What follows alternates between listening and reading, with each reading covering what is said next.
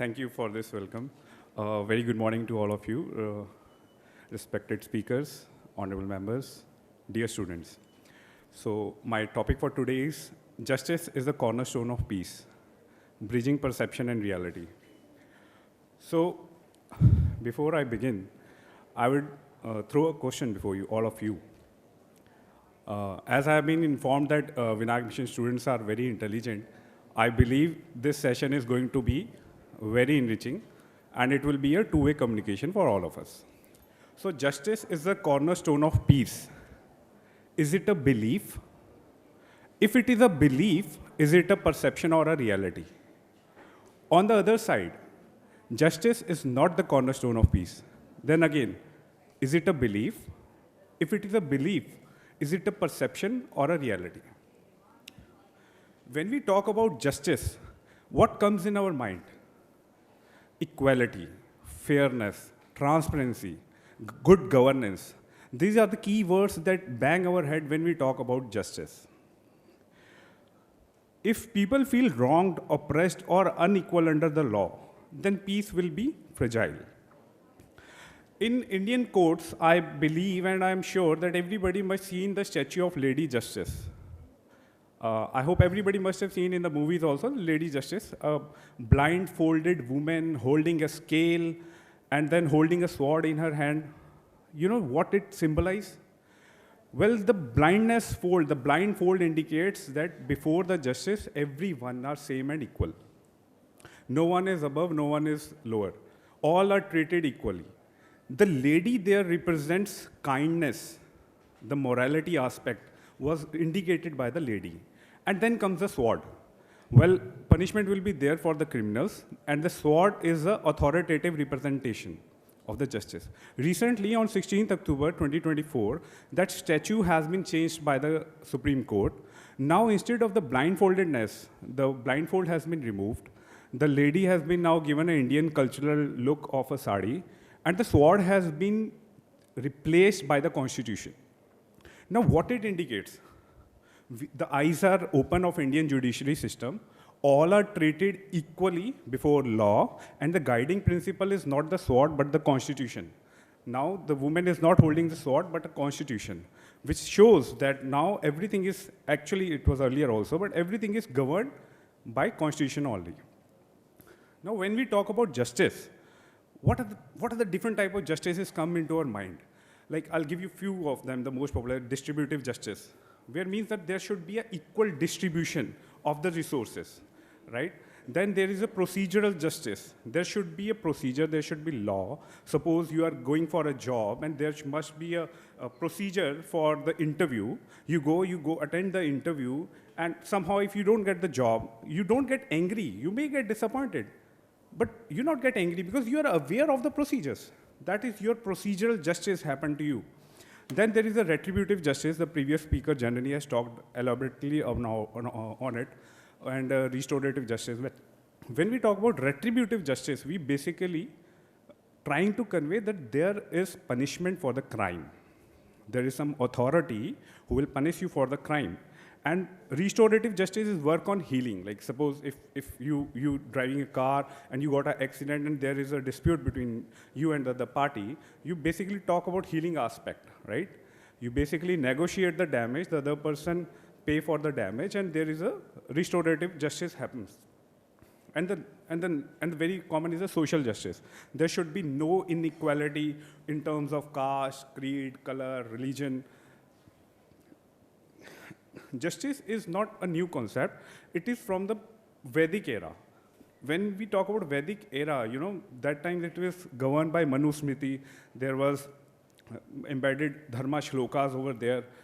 And in the modern era now, we see there are courts established. So what all changed from that to is nothing, but simply that compassion is the mother of dharma. Dharma is the cause of justice. Next comes into the bridging perception and reality. Now, what is the reality? When we say that, okay, are there systems placed to incorporate these justice in the society? Are they acting fairly? Are people being treated equally? And what is the perception is, what people believe. Do they feel justice being served to them or not? Here comes the role of education. Peace must be built on justice, and that justice must be taught. Where lies the roots of justice is the education, the moral values. Education teach you critical thinking, education teach you about empathy, and most importantly, education teaches you your rights and duties. My duties could be your rights, and your duties could be my rights. So awareness of my rights and duties come through education. I give you a very, very recent example I've gone through. I was supposed to come a day before, but there was some sandstorm in New Delhi, and more about 6 flights were cancelled, right? Now, how this justice system worked. The flight was delayed by 6 hours. We, being educated persons, we were aware of our rights. We talked to the airlines that after every 2 hours, there should be a meal. And when we asked for that, they provided us the meal. The meal was not provided to those who have asked, but it is provided to each and every person on the flight. And here comes the distributive law, equal distribution of resources, right? Then there is a procedural justice I just talked about. Now there was a procedure, like, okay, we have to manage this set of people, then okay, they arrange them in a sequence, right? And there is a full-fledged procedure. Now, what comes about the critical thinking? Now, there were multiple reactions of the same situation. Suppose if I give you a situation, a person X will think in a different way, person Y will think in a different way. Same case occurred over there. Some people retained their patience. They were empathetic with the airline crew and the system over there that, okay, it was a nature that has caused this eruption. And then there were people who were not so critical, and they were a bit tempered, maybe because of their personal reasons or urgencies because of which they are flying. So now there comes the role of education. It teaches you the values. When you have the right values with you, you can put it in your actions.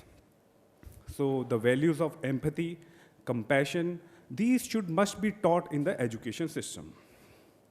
Now, this is also very much important that when we go into the domain of critical thinking, we start with logic. Please try to understand that logic has no loyalty. You can put it on either side to prove right thing as wrong and wrong thing as a right. Suppose since you are students, I remember my college days, like you were part of a group project, and one person in the group says, okay, the other 3 are working, they will complete the work, it's okay if I'll not work. So this is also logic, but it is not driven by a value, because ultimately the other 3 will have to work more. So we must be very critically think before we take any decision. The decisions must be value-oriented so that peace must sustain in the society, right? And then comes the role of cybersecurity. In these modern era, just recently we have talked a lot about AI and the impact of AI is creating in our day-to-day life. Whenever there is development, there are new grounds that can create injustice. One among is that in the digital era is cyber threat. What happens if your picture is wrongly used on the internet? What happens if your private data or private communications in the digital era get out? So there will be injustice with you. So accordingly, there is the development of cyber police. There are cyber crimes, so there is a cyber police. There are separate policing mechanisms to handle such kind of crimes. The next is justice and development. So justice and development are the 2 faces of same coin, which leads into a cycle. More the society is working on the principle of justice, fairness, equality, transparency, there will be more development. The more the development is, I'll rather say inclusive development is there will be more prosperity. But now, since you students are the future of our country, you must take this a serious note that when we talk about development, trust me, every new development will bring every new ground for creating injustice, right? So when we talk about, since I come from oil and gas sector, I'll share a brief about the IPCC. It's the Interpanel Government on Climate Change. There is a great buzz that the global warming, global temperature is rising. Just telling you briefly, the core concept is that we are about to reach 1.5 degrees Celsius higher temperature than the pre-industrial area. We currently in 2024, we are approximately increase the global temperature by 1.2 degrees Celsius. 1.5 degrees Celsius is a global threat. What will happen if that temperature will raise? More than crores of people will lose their life. There will be melting of glaciers, right? So therefore, this development, which we are doing by burning fossil fuels, right? So this development is a threat. So there comes a word called environmental justice also. There is a line called branded line, if you can type on a Google. This line divides the globe into global north and global south. So countries which are more developed are more responsible for greenhouse gas emissions, and the countries which are falling in the global south, they are less responsible for global greenhouse gas emissions. So why they must be penalized for it? So there comes the role of environmental justice. As I said, justice is treating equally, treating everyone equally. Similarly, when we talk about development, then the recent previous speakers talk about artificial intelligence. Like intelligence, I'll just give you a brief because they have covered a lot of that thing, but I'll talk in a very simple terms. When we talk about artificial intelligence, like in your 8th or 9th class of standard, you must have gone through solving the equation, like 2x plus 3y equal to 10, 4x plus 8y equal to 30, solve for variable x and y, right? For solving these variable for x and y, you must have took 5 or 10 minutes or 30 minutes by using some formula. But what is ChatGPT? What is AI? There are more than trillions of variables that are computed in a second by artificial intelligence. This is the power of artificial intelligence. But now every power comes with a responsibility. You know, the deepfake has come into the picture. You know, there is artificial messages you can create, the videos you have just previously seen. So these are the threats. So now similarly, when any development should come, my prime focus is to convey you the central thought that there must be some procedures, there must be some systems that should be placed in place parallel to those developments so that justice should be maintained. Next is the social media. Social media is basically a double-edged sword for justice and peace. You can use social media, you must be very active on your Facebooks, WhatsApp, and you know the power of social media. Within a second, you can circulate information, you can power any cause for a good reason, right? Parallelly, circulation of misinformation can be done through that platform. So values must be inculcated not in just the mind, but also in the hearts. And our education system is the one that can put it in place in our hearts. So that whenever we are coming across any such kind of development, any such kind of future tool, we must consciously utilize them. Now, bridging reality and perception.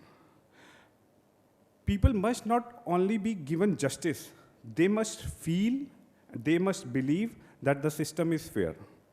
By having transparent policing system, fair judiciary system, more number of courts for resolving the injustice happened on time, and such kind of developing systems which are transparent, so that justice must be felt and must be seen.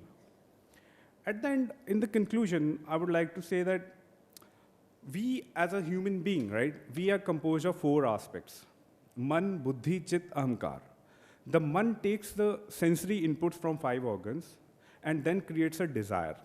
When the desire comes in the mind, there comes the role of buddhi, that is sankalp and vikalp. The desire, the man wants to do it, and vikalp is whether I should do or not. The concept of viveka originates from buddhi. Using either the sankalp will be carrying high value or the vikalp is carrying a high value, the action will be taken on ground. The impact of action will fall into your chitta, in your chit, your pure consciousness. And when the pure consciousness engrave those actions, there comes a perception of what we are, right? And the 4th aspect of human being is ahamkara, that's ego, that what I am. So I am a set of my actions, right? So every action that we take in our life should be governed by the principle of fairness, equality, justice. More the fairness, more the equality, more the transparency in the home will result into a person, a peaceful person. Higher the number of peaceful person in the society, more is the peacefulness of the district. More peaceful is the district, more peaceful is your state. Higher the peaceful is your state, higher is the peacefulness in your country. And the higher we make a peaceful country, we inspire the world to become more peaceful. Thank you so much for giving me your patience listening. Thank you.